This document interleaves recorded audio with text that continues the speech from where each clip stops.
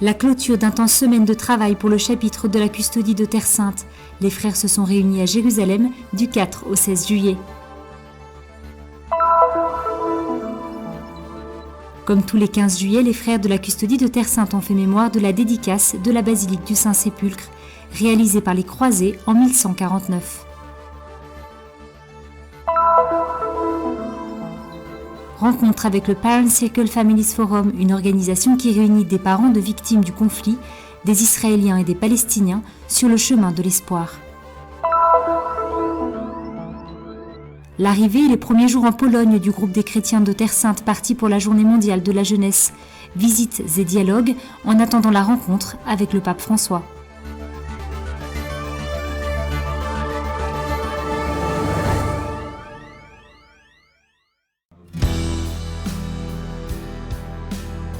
Les frères se sont réunis pour leur chapitre à Jérusalem lors d'intenses semaines de travail, interrompues seulement pour une journée de repos lors de la pause du dimanche. Certains ont participé à Bethléem, à la première messe célébrée par le père Emad, nouvellement ordonné, tandis que d'autres se sont rendus en visite en Samarie après un premier arrêt à Naplouse, au puits de Jacob, et ont ensuite continué vers Sébaste pour une visite du site archéologique de l'ancienne Samarie, accompagnée par Karna Benelli, historienne d'art de l'association ATS Pro Terra Sancta. Un temps de mise en lumière avec de nombreux temps forts qui s'est achevé le vendredi 15 juillet, lors du dernier jour du chapitre des frères de la custodie de Terre Sainte. La journée a commencé tôt le matin lorsque le custode, le frère Francesco Patton, avec tous les frères du chapitre, comme les femmes le dimanche de Pâques, se sont rendus au Saint-Sépulcre pour célébrer solennellement la dédicace de la basilique. Réuni ensuite en assemblée plénière, le président du chapitre, le frère Jacob Vernaille, a adressé aux frères un discours de clôture dans lequel il a décrit le chemin spirituel qu'il a souhaité en tant que président faire prendre aux frères de la custodie. Le chapitre a été pour les frères capitulaires comme la descente d'un fleuve.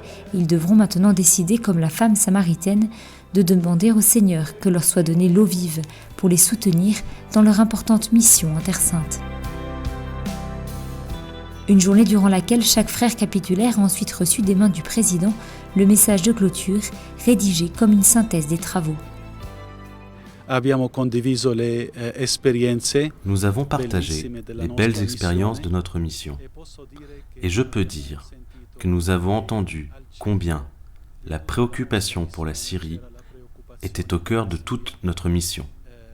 Tous les frères nous ont exprimé leur grande proximité pour la souffrance que nous vivons ici, en Syrie, et n'ont de cesse de prier pour nous. Le chapitre fut aussi l'occasion d'élire un nouveau gouvernement pour accompagner le custode dans la direction de la fraternité custodiale. Je dirais que ce qui émerge comme ligne conductrice pour le chemin qui nous attend est, d'abord et avant tout, l'importance pour nous, frères de la custodie de Terre Sainte, de marcher en harmonie avec l'ordre auquel nous appartenons, avec l'Église universelle, surtout parce que notre custodie a cette spécificité de faire part d'une Église locale, tout en ayant une perspective universelle, qui est justement donnée à travers notre caractère international. Tous les frères ont finalement pris part à un chemin de croix dans les rues de Jérusalem, un itinéraire prenant fin devant le tombeau vide du ressuscité.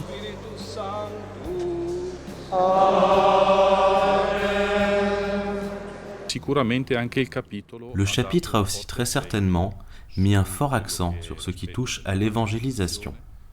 Nous avons répété de nombreuses fois que nous sommes nés en tant que province missionnaire. La custodie de Terre Sainte est la première expérience missionnaire de notre ordre. Elle est l'unique expérience qui est restée continue pendant 8 siècles. Nous avons dit qu'il nous faut continuer dans cette direction, dans l'évangélisation, dans la mission, à travers tous les moyens à notre disposition, dans tout ce qui touche aux activités pastorales, dans les écoles, ou encore à travers les moyens de communication et les réseaux sociaux.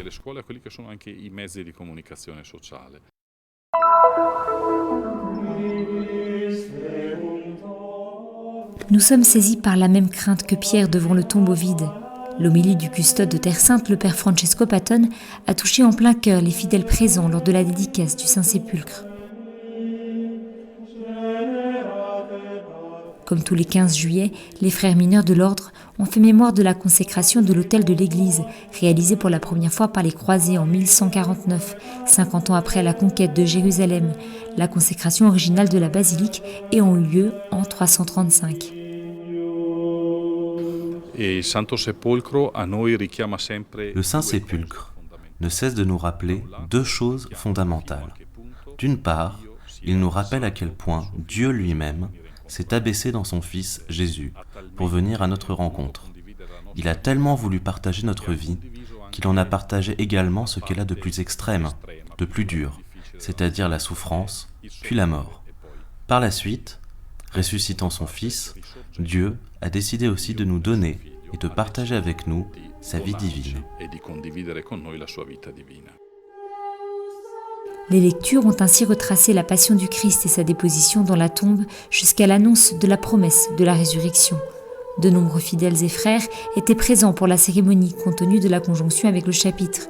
Une partie du rituel a eu lieu à l'intérieur de l'édicule, actuellement entouré d'échafaudages à cause des rénovations en cours. Cette année, il y a des travaux en cours, donc les espaces étaient plus petits. Mais malgré cela, nous avons pu célébrer dans un silence relatif.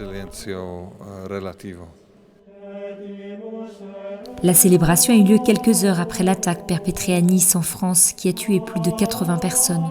Le père Patton a prié au début de la messe pour les victimes et leurs familles, appelant tous à laisser leur cœur s'ouvrir à la paix. Le tombeau vide nous dit que tous ceux qui sèment la mort, même s'ils semblent forts aujourd'hui, et même s'ils sont apparemment vainqueurs, sont en réalité déjà confondus par la mort et la résurrection de Jésus.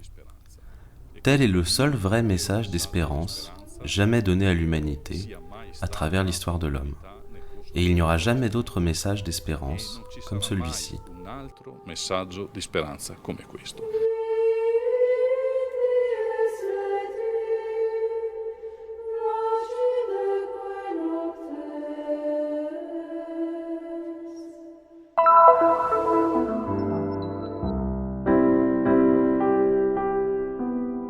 Robi a perdu son fils, Bouchra a perdu son fils, Nathan a perdu sa mère et son frère, Miri a perdu sa sœur. Ces quelques histoires, parmi de nombreuses autres, racontent une tragédie, celle du conflit entre Israël et la Palestine. Et pourtant, si nous qui avons perdu un être cher, nous avons pu prendre le chemin de l'espérance, alors tout le monde peut le faire, affirment avec force et conviction les participants du Parent Circles Family Forum. Je m'appelle Bouchra et je suis d'Hébron. J'ai perdu mon fils qui s'appelait Mahmoud. C'était mon fils aîné. Je l'ai perdu en 2008 et j'ai adhéré au forum 4 ans plus tard.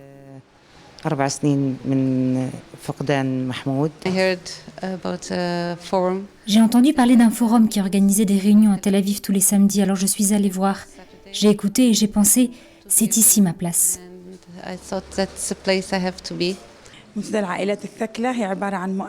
Participe au forum des familles israéliennes et palestiniennes, plus de 600, qui ont en commun d'avoir perdu un membre de leur famille à cause du conflit. L'organisation a été fondée il y a 20 ans lorsque ces personnes ont décidé de s'asseoir à la même table pour parler et dialoguer, afin de trouver ensemble une solution.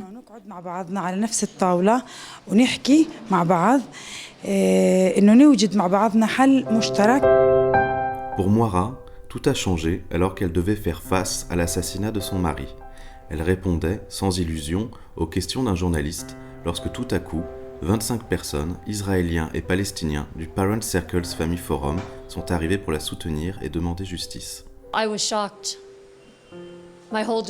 J'étais en état de choc. J'ai été complètement bouleversée lorsque ces personnes sont entrées. De voir tout ce monde à mes côtés à ce moment-là, des gens venus de tout Israël pour m'aider, moi et ma famille. Ils voulaient se tenir à mes côtés, alors que beaucoup d'entre eux ne me connaissaient pas. Comment alors ne pas avoir d'espérance après avoir vu une chose pareille se produire dans votre vie ?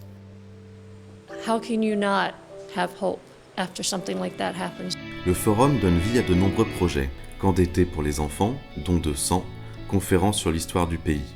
Mais le projet le plus important est sans doute celui de Steps for Peace, des pas pour la paix, réalisé par un groupe de femmes, Women's Group, de l'organisation qui a pour symbole l'oiseau de paix. C'est une sorte de phénix. Nous l'avons trouvé sur une vieille broderie d'une robe palestinienne de Nabila. Puis nous l'avons cousu sur des chaussures et nous l'avons exporté à New York. C'est alors que nous avons réalisé qu'il y avait quelque chose de magique avec ces chaussures parce que tout le monde les aimait.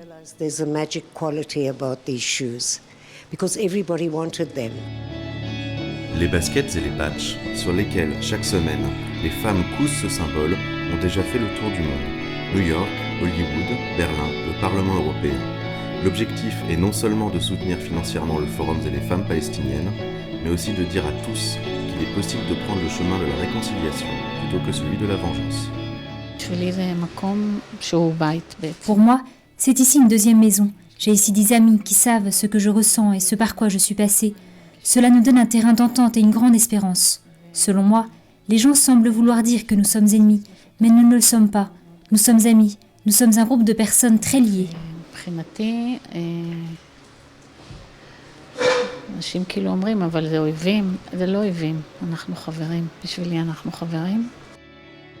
Il est possible à tous d'apporter une contribution à ce projet en visitant www.stepsforpeace.org et en suivant le projet sur les réseaux sociaux avec le hashtag StepsForPeace. Il est important que les gens écoutent un autre message. La plupart n'entendent que les problèmes et la tristesse venant d'Israël et de Palestine, alors que là existe un groupe de femmes qui auraient toutes des raisons de ne pas pouvoir s'asseoir autour de la même table. Chacun de nous a une histoire tragique à raconter et nous vivons sans cesse un miracle. Nous nous asseyons ensemble, en plein cœur de Bet Jala, pour coudre ensemble, avec l'intention de faire la différence en ce monde.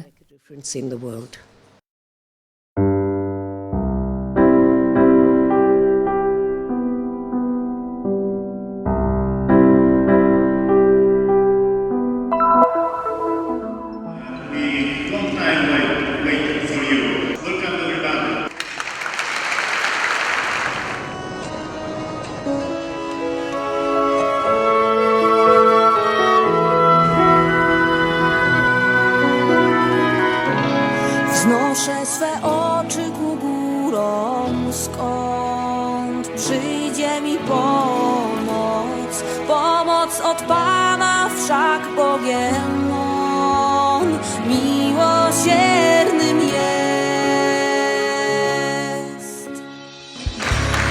Kiedy zbłądzimy, sam szuka nas, by w swe ramiona wziąć rany uleczyć krwią swoich ran, nowe życie tchnąć.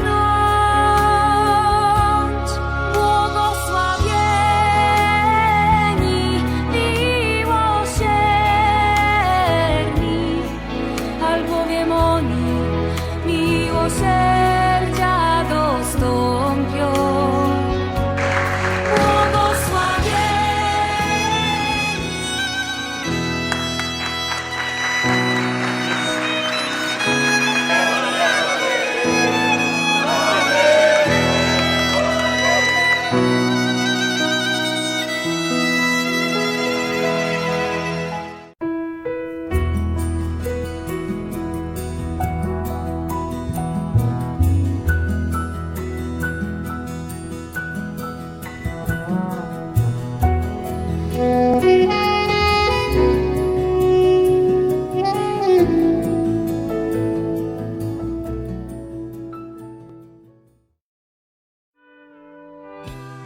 Le Terra Santa News est une production du Christian Media Center situé à Jérusalem, en Terre Sainte.